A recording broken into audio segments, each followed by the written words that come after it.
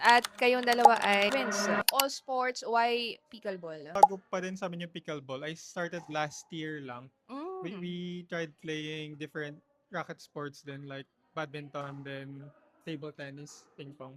Then yun, last year lang kami nag-try talaga ng pickleball. Tennis talaga yung gusto ko i-try. Mm. Kaso, ang hirap maghanap ng court. Mas accessible yung pickleball.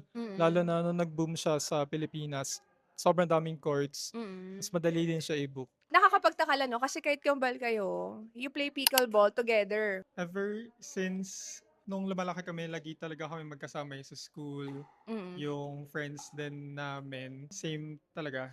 Kaya even yung hobbies and interests, hindi din masyado nagkakaiba. Tsaka yung kapatid din kasi namin, babae, si ate. So, parang kami dalawa lang talaga yung oh, same na interest, since same gender. Ano yung pinaka-benefits ng pickleball sa personal life nyo dalawa? Health talaga. We try to be more health conscious nowadays. Hmm. Bukod sa kinakain, yung physical activities din. Mm. So ito yung pinakamadaling i-maintain na na-enjoy din talaga namin. Socialization, syempre. Mm. At least twice a week yung recommended. Sabi ng mga nakikita natin sa social media na Oo. mag-play ng pickleball para may positive impact siya sa mental health mo. Ano yung pinaka-advice mo sa kanila why they should try pickleball? Just try to do it. Madali lang naman siya, especially kapag may racket sport experience ka na. Pero kahit wala pa din, kaya naman siyang matutunan. And if you try to be more dedicated siguro na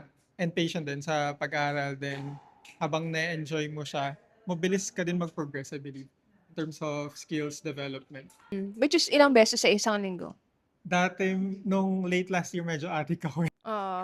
Umaabot ako siguro sa 3 to 4 times. Wow. Oo. Pero hindi siya sustainable for me. Kaya I try to pull back din ng konti. Ako naman, if I were to change anything, siguro mag-start sa coaching. Kasi hindi kami dumaan sa coaching. Talaga? Oo.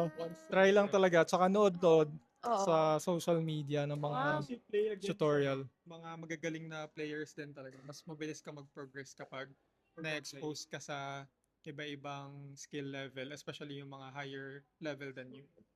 So, ang sikreto is kailangan dapat, kahit hindi ka magpa-coaching, surround yourself with people na mas magaling kesa sa'yo. Mm. Then, gagaling Ideally. ka.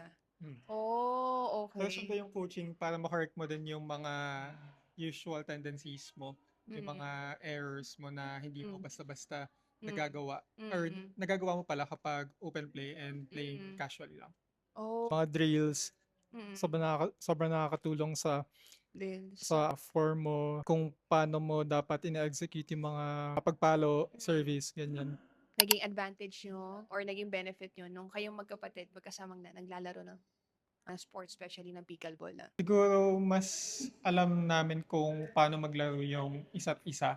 Hindi naman Mm. kami laging tandem kapag naglalaro. Mm. Pero complementary na din siya in a way kasi since alam mo nga yung playing style ng Mm. kapatid mo, alam mo din kung paano mag-adjust. Oh. Masisipagin ka kasi may kasama ka. Nakakatamad kasi maglaro kapag wala kang kasama. Okay, maghahanap ka pa ng mga kalaro. Thank you so much. If you would like to know more about them, I'll attach their social media channels dito sa video na to. Thank you so much, Renzo and Lorenzo. No? Ang cute yung dalawang magkapatid.